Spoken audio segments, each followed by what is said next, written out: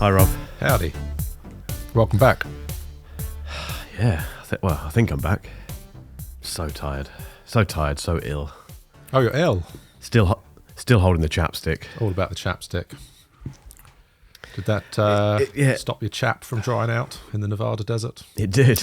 It did stop my chap from drying out in the There's the show title. We're done. We're finished. See you next week. It did indeed.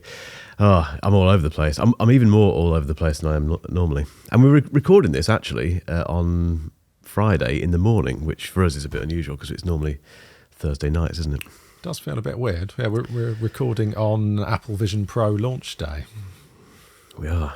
It's a big day, isn't it? For at least the 30 people who will actually buy one. You going to pre-order? Well, no. I'm living on the wrong continent. And it's a silly amount of money. I'm perfectly happy with my Quest 3. It satisfies all of my virtual reality, mixed reality needs for a fraction of the price.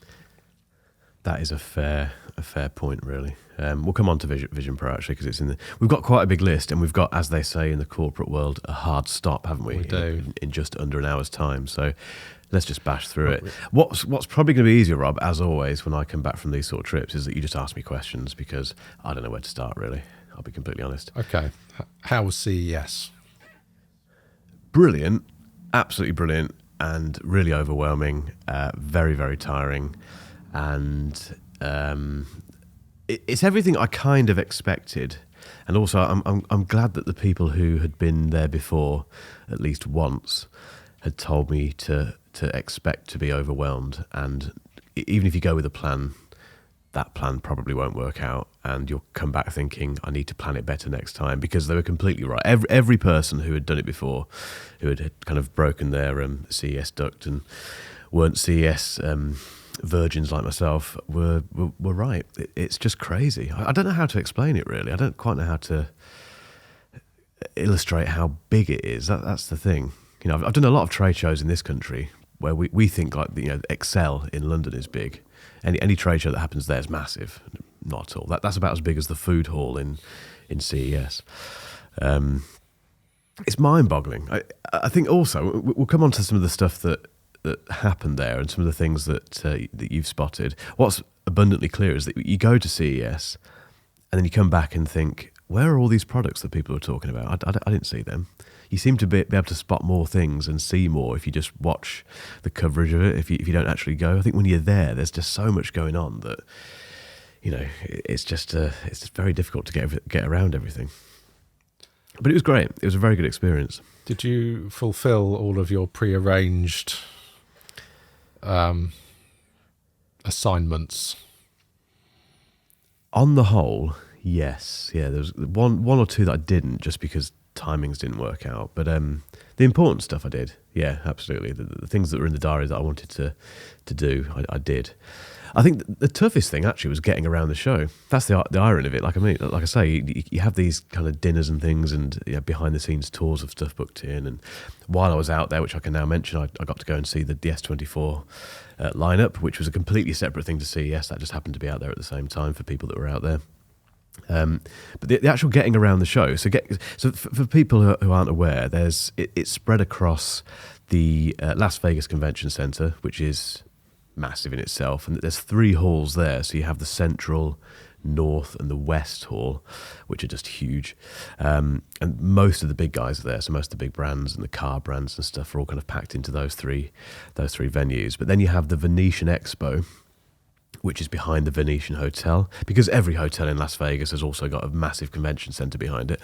So you got stuff there, and then you've got all of these kind of secret private rooms dotted around certain of the hotels, like the Wynn and Encore, where if you're invited by, let's say, Samsung or, you know, Lenovo, Intel, etc., you get kind of thrown into these secret rooms with nice food and stuff that you can kind of munch away on and be kind of wined and dined by these brands for specific hands-on things.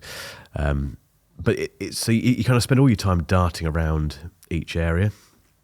And there's a big distance in between both of them. Have you been to Vegas? I can't remember if I asked you this last time. Yes, we've had this conversation 3 times, I think. Well, my story about thinking that I could walk to the Strip from my hotel, and it took 3 hours. It's massive, isn't it? I'd forgotten how long it was. I thought it was a lot shorter than it was. But so you've got that to contend with as well. And also, if you go there as a member of the press, as I did, you get 2 days before the show starts for press days, and they're held at the Mandalay Bay, which is right at the other end of the Strip. And again, a huge convention centre next to the hotel, and that's where you get all the press conferences, all the the big kind of stage things from Sony and Samsung, LG, etc. It's just mind-boggling. I still haven't quite got my head around it, if I'm totally honest. I think the jet lag doesn't help. The fact it's in Vegas doesn't help, because it's just, Vegas is crazy, as you know. But yeah, it's just I don't know. It's going to be an annual thing, definitely, but I'm not going on my own next time. That's the other thing. It's definitely a 2-man job. Oh, it's very nice of you to invite me next time. Appreciate that. Well, we've got to go beyond this podcast, Rob. We'll have to do a live podcast in Vegas. Yeah. Did you encounter any of the self-driving taxis in Vegas? So they're allegedly self-driving taxis. No, didn't see any of that.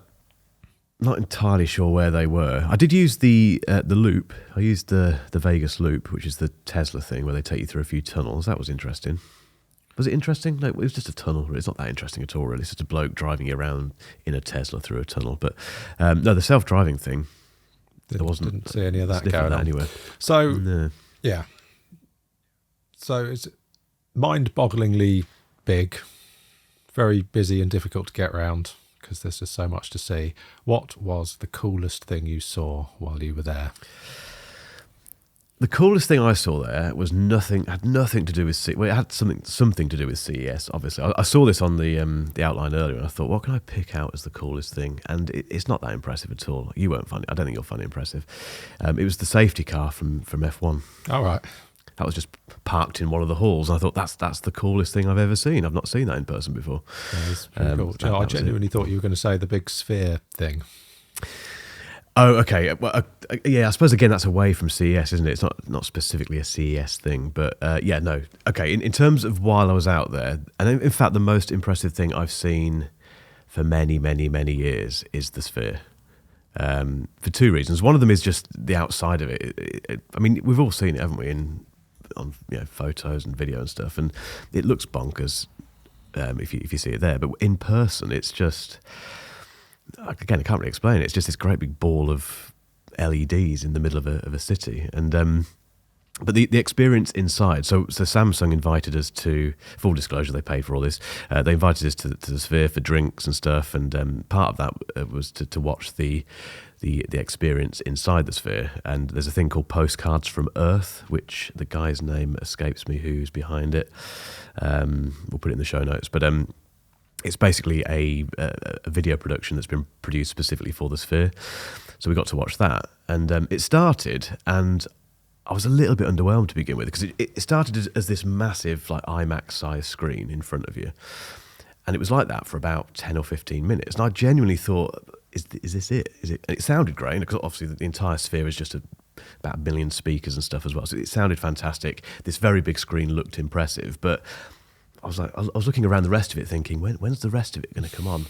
And then, without giving away too much for people that are going to go, it kind of switches from that IMAX-sized screen to the entire thing. It kind of opens up, and you're kind of going through the desert, and you're going through all these different areas. And again, I did put a few videos on Instagram, but you can't get it across like that at all. You've got to be there, obviously, and it's.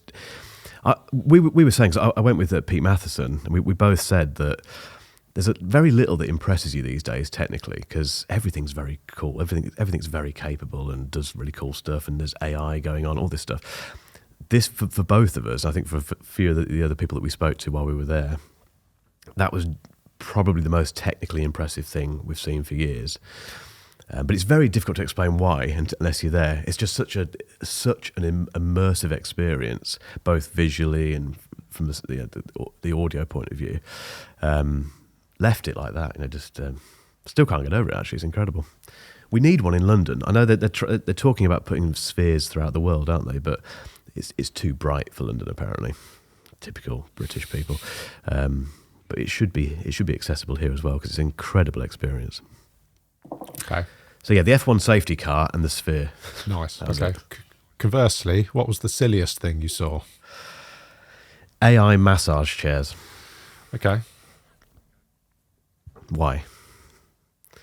I still can't. I didn't speak to them, but because I was so angry about it. But why put AI after massage chair or before massage chair?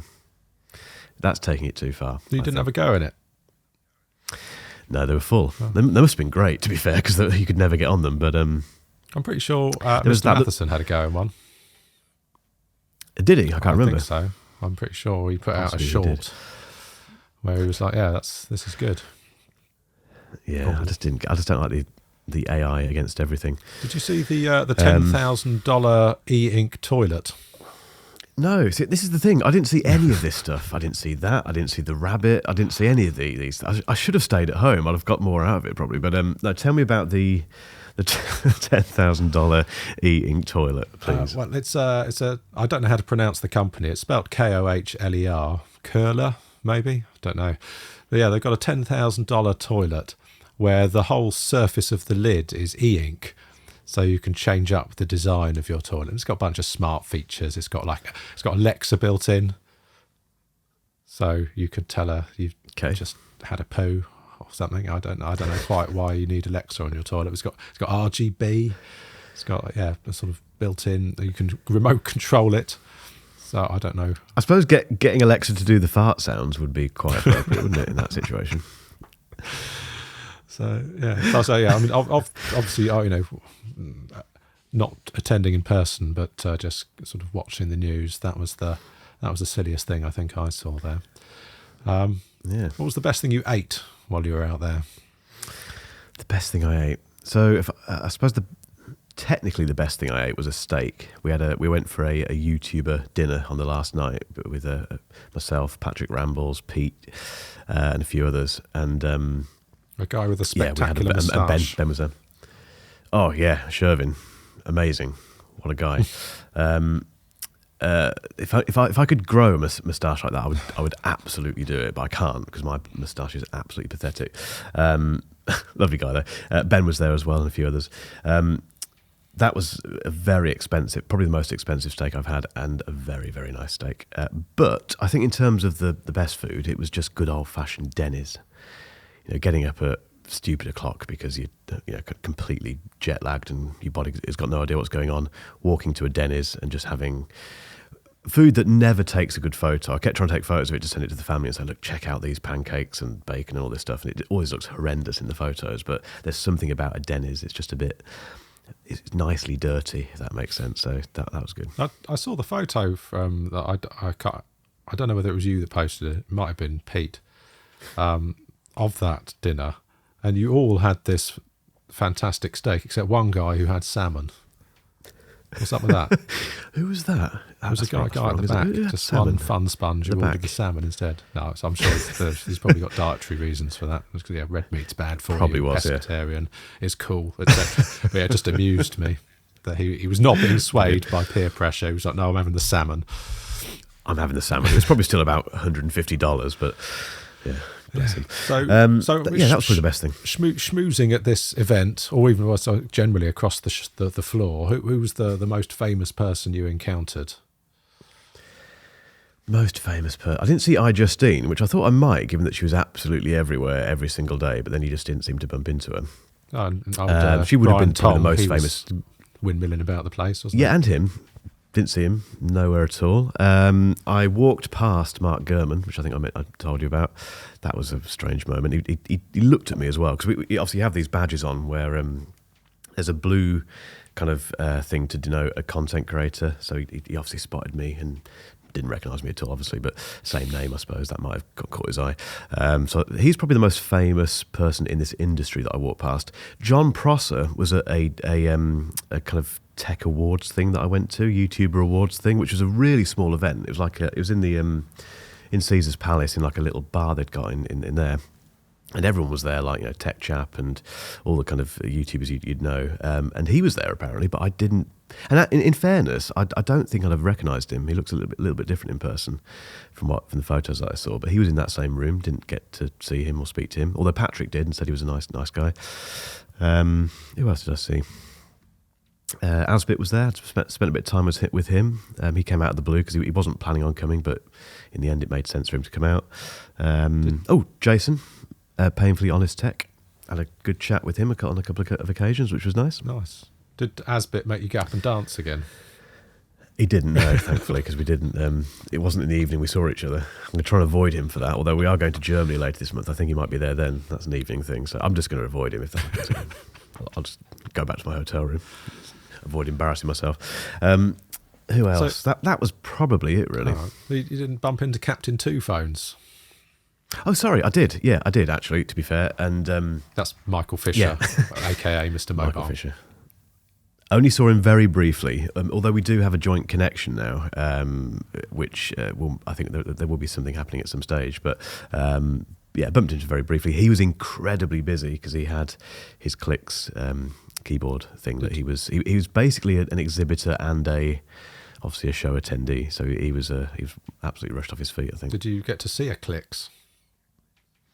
Not in person, but I didn't get to use it. Again, it was so in demand. There's a thing called Showstoppers, which is like this is how big CES is. So Showstoppers is one of these mini exhibitions that happens on one of the evenings of the main exhibition in a completely different location.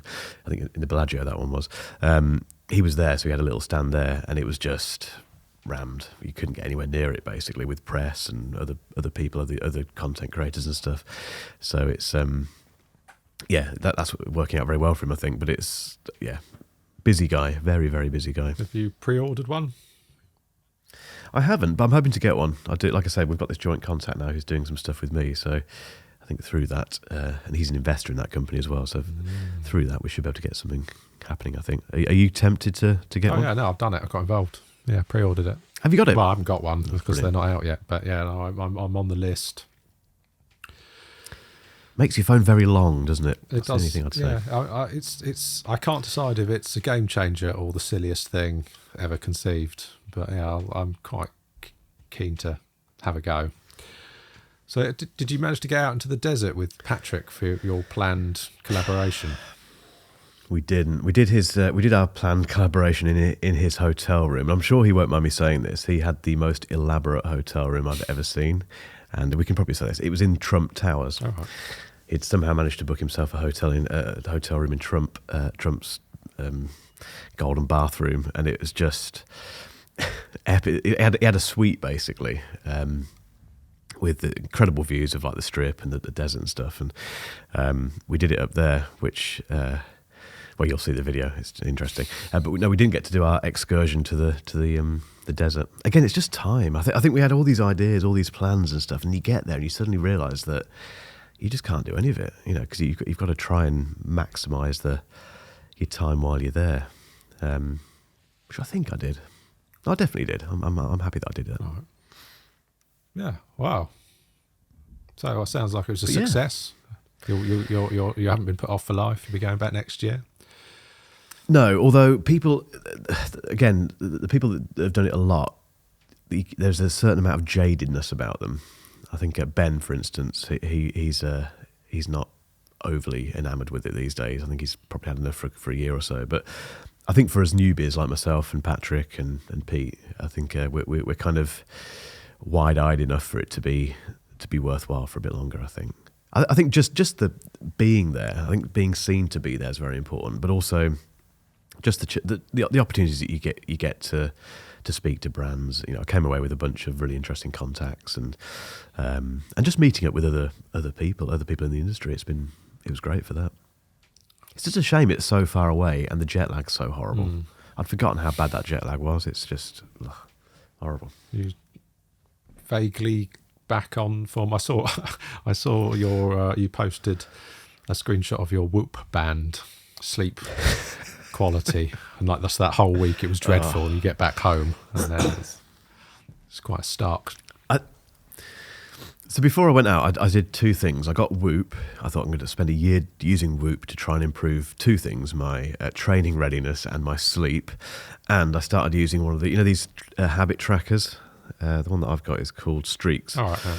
Started using that because I thought I want to kind of, really start getting to bed early, get up straight away in the morning, read a book every evening, do all these amazing things, and use Streaks for that. And up until Vegas, I was doing quite well, but that was about 4 days, and then got to Vegas and just everything fell apart. All the stats went south. Streaks keeps messaging me saying, do you want to start a new streak yet on these 15 things that you were trying to do before you went out? So yeah, it all completely fell apart. Sleep just disappeared, and I still haven't really got over it, to be honest. Because I got back, and then everything else happened with Samsung, which I'm sure we'll come on to in a second. But it's non-stop. Yeah. So you're out there. You got back while you were away. Did Ali fix your keyboard for you? No, he didn't. I was hoping he'd come around and at least, in a van and with a few spare bits and fix it, but he didn't. In fairness, I did open a call, like a support ticket with him, and then I didn't respond quickly enough, and it's been closed, so I need to reopen that. Oh. Again, time, but I will get onto it. Well, I mean, it's probably a good opportunity to mention some alternatives who may or may not have been present at CES, but just at least one of them was. So I don't know if we've talked about this before. I meant to at some point, but I don't think we ever did. So if you look in the show notes, there's a link to naya.tech, Naya.tech. And I'm really into my split keyboards. I've got my Microsoft Sculpt daily driver, which has been discontinued now. So when this dies, I'm going to need to find a replacement. And there's nothing else quite like it, because it's you've got the ergonomic split bendiness, but it's 10 keyless, which is really nice. So it's really compact, because the various other options that are available out there, other Microsoft options, Logitech options, they've all got a number pad, and they're just too big, in my opinion. So anyway, this one has got like modules that you can swap in, like a touchpad, a multi-touch touchpad, or a twisty knob, which, I'm obviously, I love a twisty knob. There's also like a 6 degrees of freedom, joystick thingy for 3D modelling, and a trackball, which I'm led to believe is quite good for colour grading. So basically, they've got these four magnetic hot swappable modules that you can attach to this split keyboard. It's completely wireless. Just it looks super cool. I think it's very expensive. It does look very it's cool. About like 700 quid or something. But if you wanted to buy all of the modules, but you wouldn't necessarily do that. You'd probably pick the two that were most appropriate to you. So I think I would go for 2 knobs. Go for a double knobber. Double knobber. Wow. I bet no one's done that before. He'd be the only double knobber in the world. So, but it's on a slightly more traditional. So anyway, they were at CES. I think they may even have got an award. But just in my general sort of looking at keyboards and stuff, have you seen the Monarchy Series 2? That's monokei.co. Okay, I haven't, but I'm looking at it now. Very nice. There's so many of these keyboard brands now, aren't there? So what I like about that is it sort of sits somewhere between your traditional sort of big mechanical keyboard key and a chiclet key. It's sort of like the thickness of the keys. They're very sort of square and low profile, but they're do you know what I mean? It's sort of somewhere between. It's like a mid-height key. And I don't know, I really like what's going on. And of course, it's got a twisty dial on it, which means it gets a thumbs up from me. And then there's also the Nomad E, which is currently in pre-order from Work Louder. That has got several twisty knobs and extra buttons that you can assign macros to, and a little LCD display. So that's a little screen, I like that. worklouder.cc. That's the Nomad E. That's nice. I don't know if you were disappointed by the Ali keyboard or were looking for some other things to play with, might want to reach out to one or all of those. They'll send you one, because they all look quite cool. I do like that display. That's pretty cool on that one. So, and well, actually, also while you were away, it was part of your AirPods Max all AirPods Max all the time experiment. Which actually turned out to be quite good. It was all right. It was fine. Apart from the canopy, which I know I mentioned in the video, that was the one thing that's disappointed me slightly. I think that the durability. When you bear in mind, I've not used them consistently for 3 years, and the canopy has still kind of sagged a little bit. I think that's a bit disappointing. Oh, no, you mentioned this last time, and I said I hadn't noticed it on Mrs. Rob's, so I did go and check out Mrs. Rob's canopy, and it is also saggy. It is already, because she's not had hers that long, has she? I think it's longer than we think. It's probably 18 months or something. Okay. Fair enough. Okay. Yeah, that does bother me a little bit, but that aside, they've been pretty good. They've been quite enjoyable. I think they're an all-rounder. As an all-rounder, rather, they are quite impressive. And the fact you can use them for telephone calls easily because of the transparency mode and all of the Apple ecosystem stuff. The fact that the case, as stupid as it is, does actually have some benefits. You know, it's very easy to slip them in and out of that. And I have been chucking them into my bag without any thought at all. And there's no damage on them whatsoever. They're just absolutely fine. I can't forgive Apple for it because it still isn't a proper case and there's still the chance of things getting damaged and it still looks stupid, in my opinion. But having used them a bit more consistently, you do realise that there is some sense in it. I wish that was a charging case, though. I think that's what they should do. I think the next AirPods Max, if they're going to do anything apart from USB-C and new colours, they should turn that thing into a charging case, because that would be fairly unique, I think, and it would make it less silly, I think. But apart from that, they've been great. We got any plans? I'm not using them anymore. Yeah. Oh, okay. Well, you've gone back to AirPods Pro too.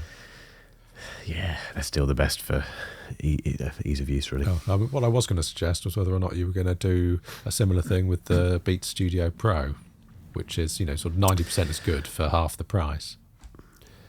Well, they're getting used daily anyway at the moment, because I use them as my main sort of carry around over-ear headphones for editing and stuff like that. So they do get very consistent use. I think I might do an updated review on them just to kind of touch on the durability and stuff, which has been great, and I've not had any issues with it at all. They're so easy to carry around thanks to that case. It's they're still a winner in my mind.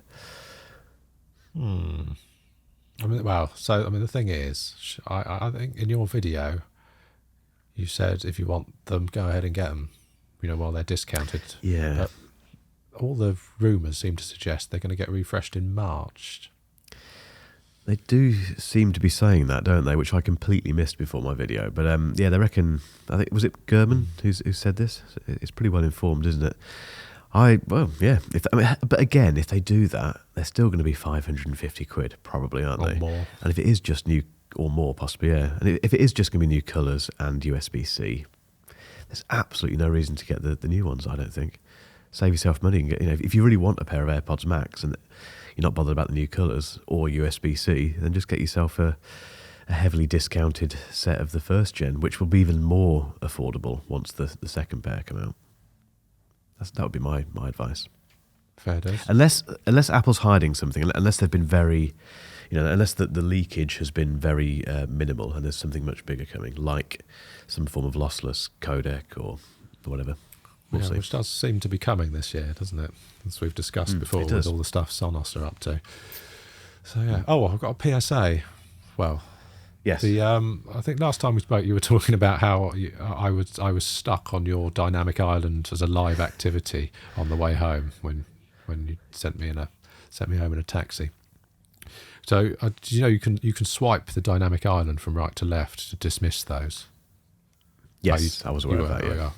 You can't do it on everything, though, can you? There's certain things. I think it might be the wallet that you can't do that on. So like train tickets and that sort of stuff, you can't swipe them away. But everything else you can. So I was aware of that. I just enjoyed watching your little car go across the screen, thinking, I wonder if he's okay. Right. Cool. Just in case anyone wasn't aware, you could do that. You could do that. So, what next? What do you want to talk about? Vision Pro. Do we very quickly talk about Vision Pro, do we possibly? Apple we got it wrong, didn't we? Martin was right. Last time we spoke about this, Martin was like, no, they're blatantly going to upset the news cycle at CES by issuing some sort of Vision Pro announcement, and they totally did. And yes, the pre-orders open today. Didn't really work. I don't think it worked, did it? Have you seen John Prosser's video about Vision? No one cares about Vision Pro. No.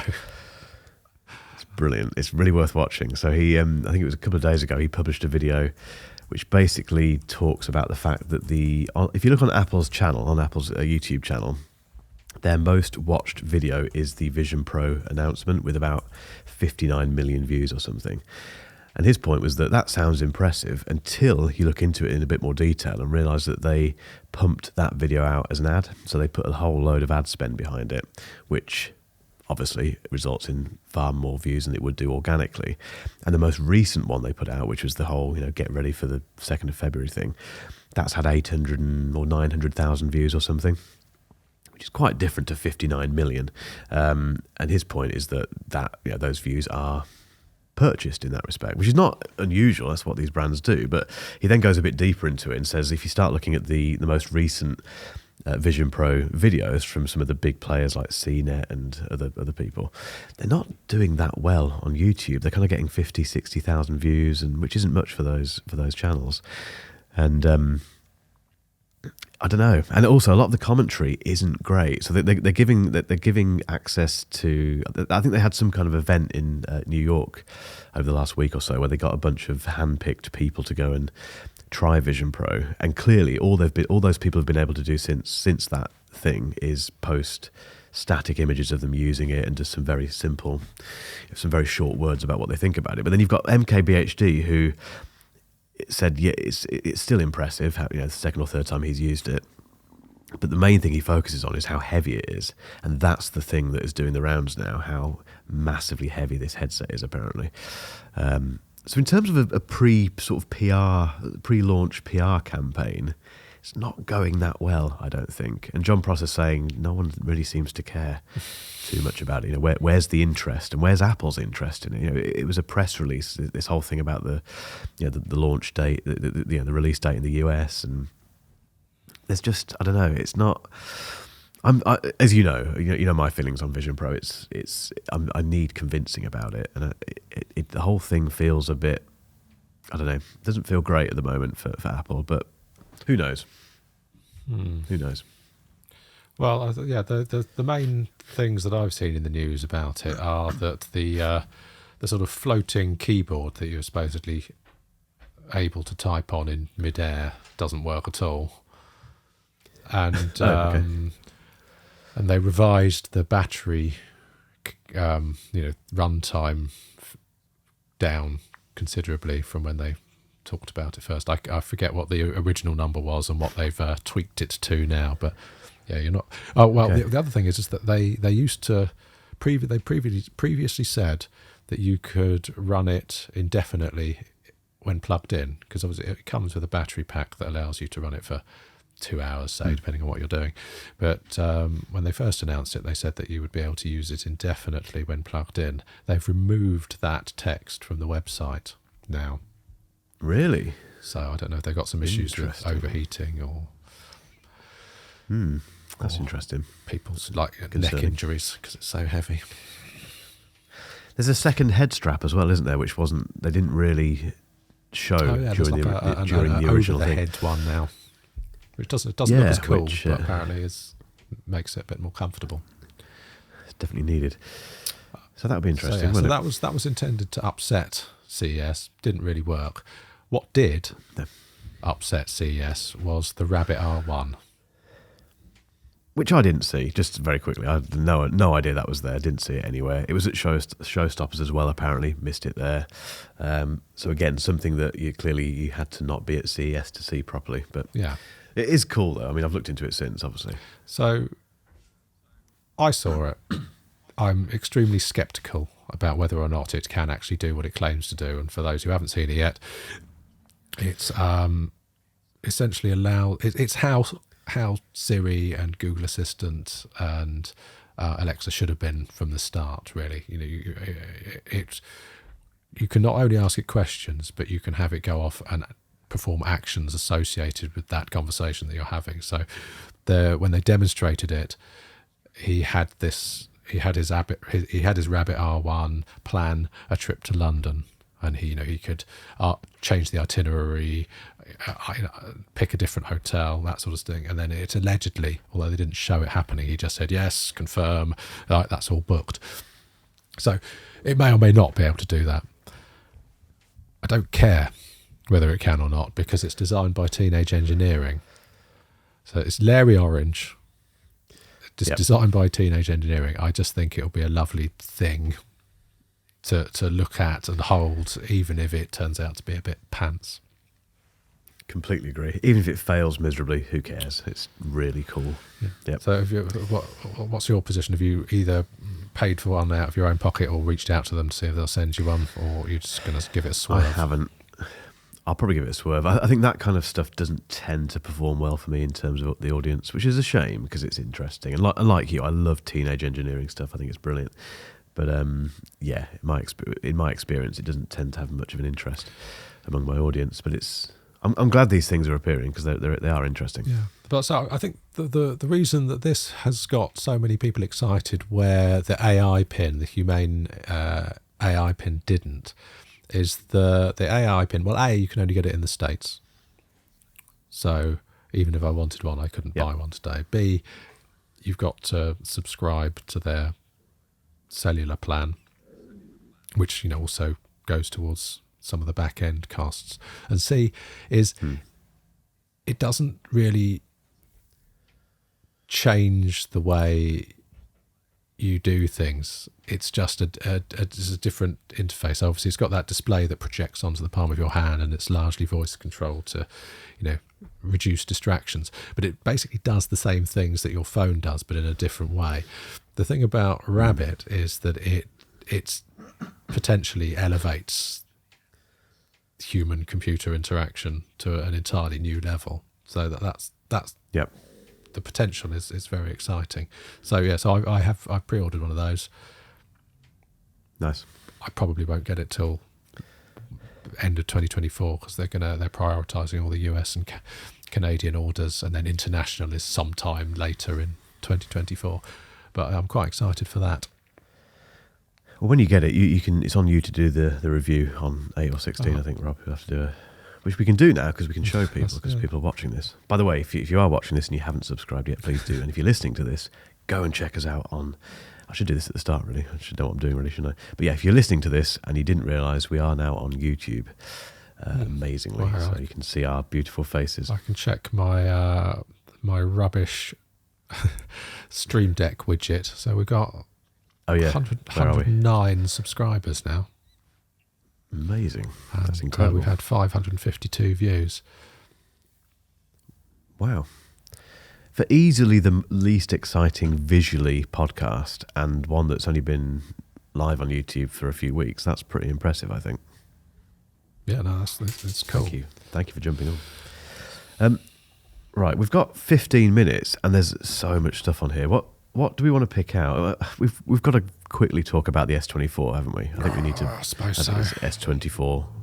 It's Galaxy AI Week, isn't it? So we need to cover it in some way. Okay. You've ordered one. Just very quickly, Rob. You've somehow managed to get the most amount of stuff from Samsung for the least amount of money, which I think people are going to be interested in. Can you just list what you're getting, please? Okay. So through some epic coupon stacking, because there are lots and lots of Samsung coupons floating about, some of which you would have had to pre-register for in order to be eligible for. So if you pre-registered for the Unpacked event, you got put on a mailing list, and on the day you got sent a coupon that would give you a £50 off, plus a free Samsung branded case and screen protector, allegedly worth £74 or something.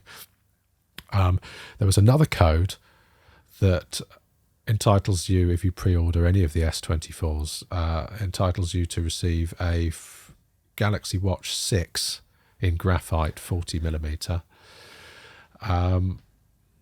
Then there's the trade-in. So I'm trading in my S23 Ultra, and they give me £600 off for that.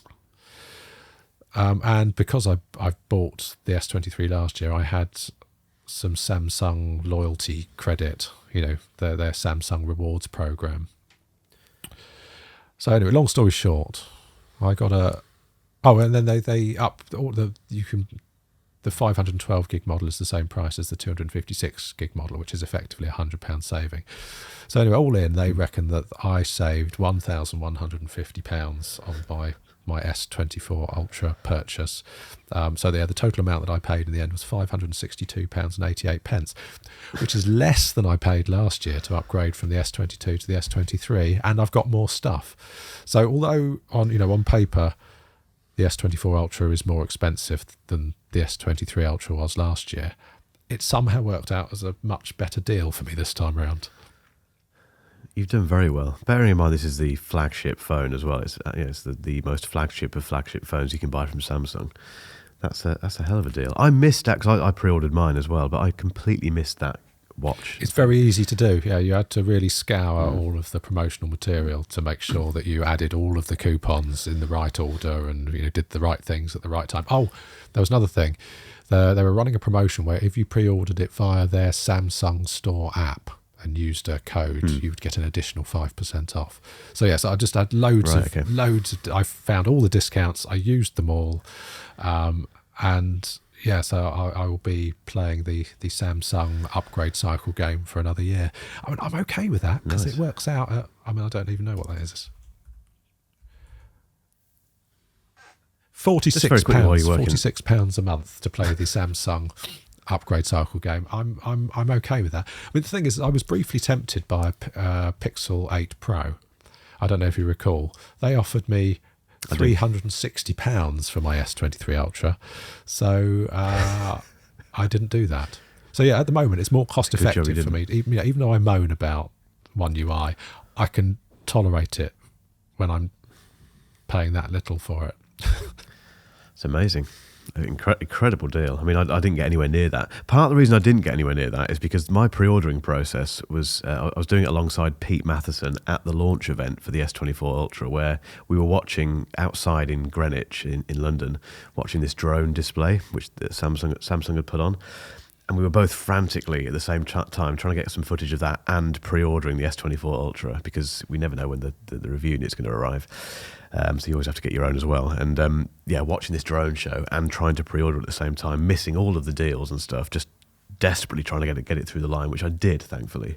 Got the orange one, by the way. That's a good point. Which colour did you go for? I went for the titanium one because I'm right into grey phones at the moment. I assumed that you would have got the orange one. Had to be done. But yeah, that was my favourite moment of 2024 so far, trying to pre-order the S24 Ultra while watching drones in the sky spelling out S24 Ultra. I mean, that's how you launch a product, isn't it? In fact, the whole Galaxy Unpacked event was... They out-Appled Apple, I think. They completely out-Appled Apple. And I know it's a very different type of event because Apple's events now are very Hollywood and aren't they all very highly produced and stuff, whereas Samsung are still doing this great big on-stage thing. But what you don't see on...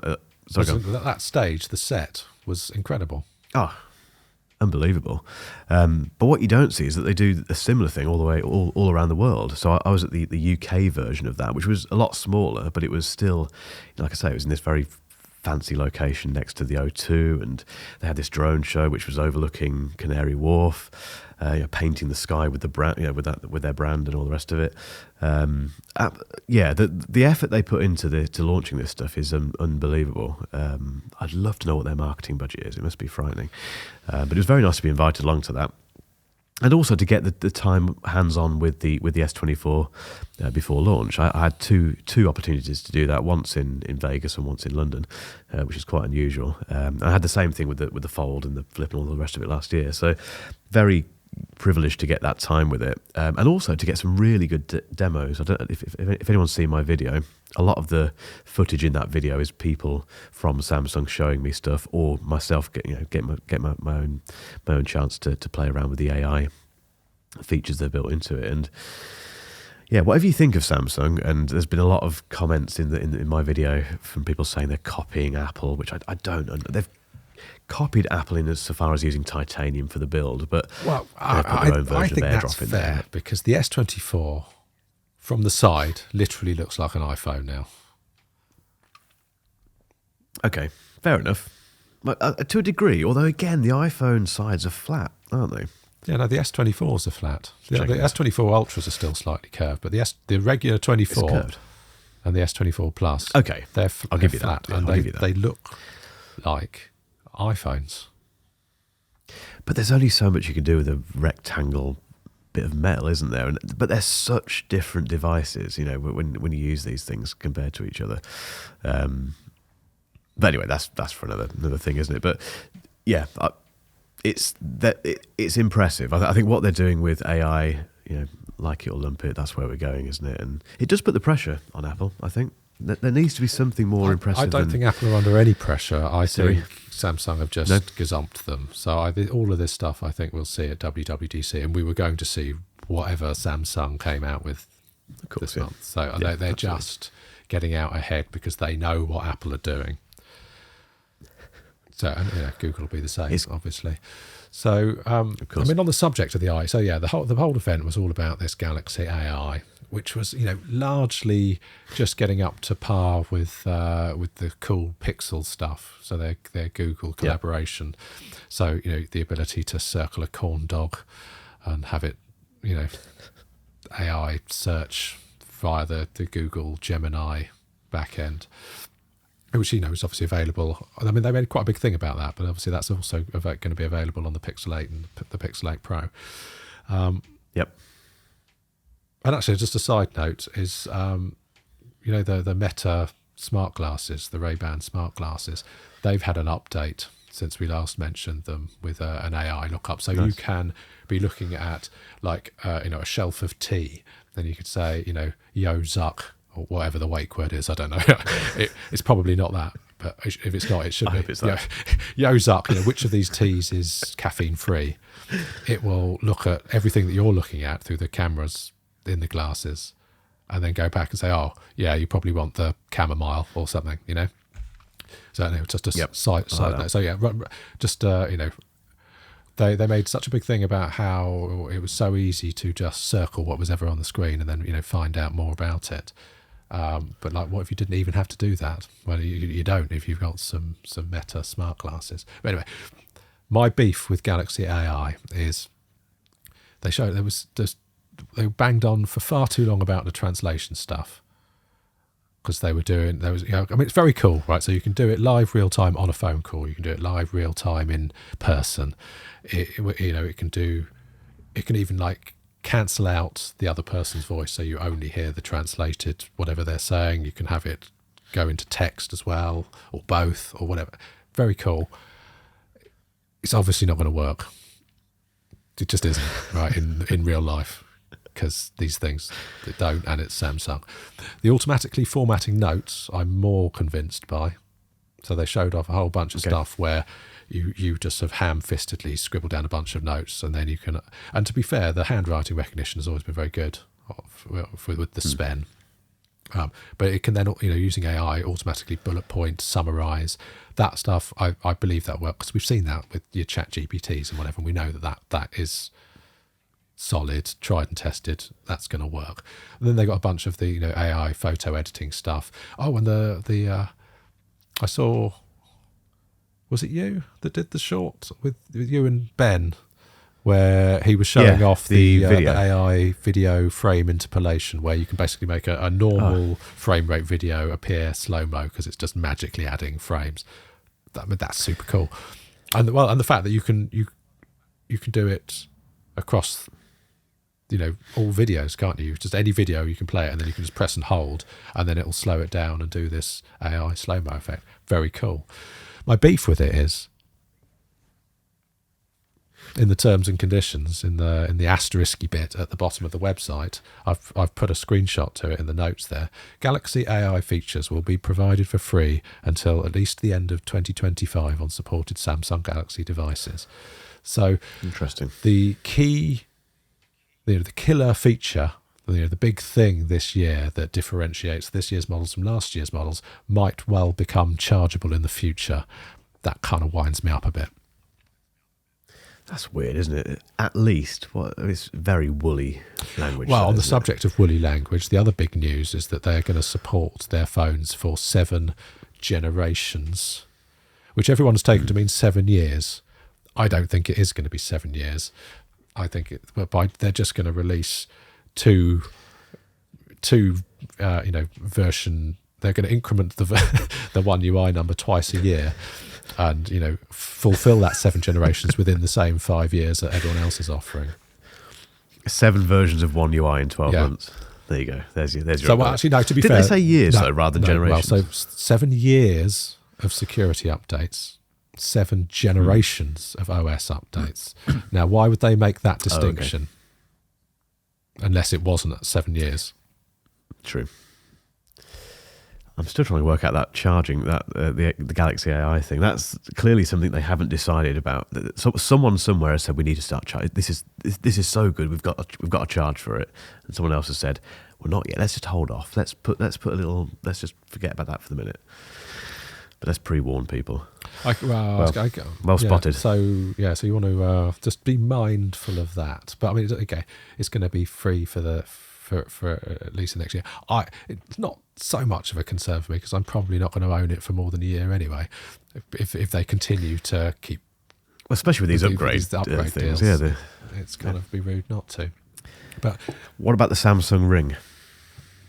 There are so many Samsung rings. I mean, of the rings that were announced this week, it's quite cool. Okay, great. Samsung are getting involved. They teased their take on it.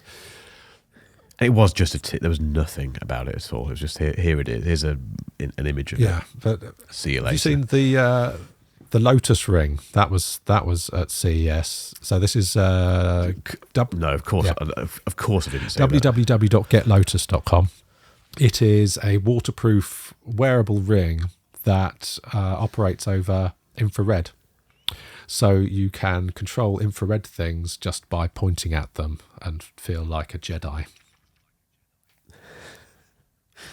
I'm just looking now. It's got an IR blast, right? Yeah, so it's if you click it, then it'll perform an action at the thing you're pointing at.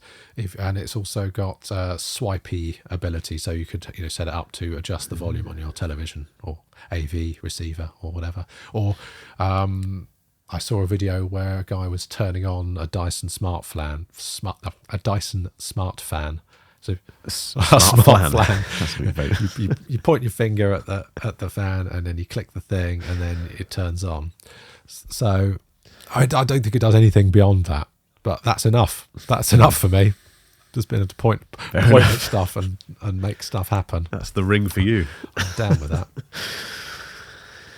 Well, we've hit time. I think we better finish on the ring side of things, haven't we, really? But there's still tons of stuff on this list which we'll have to tackle in a couple of weeks' time.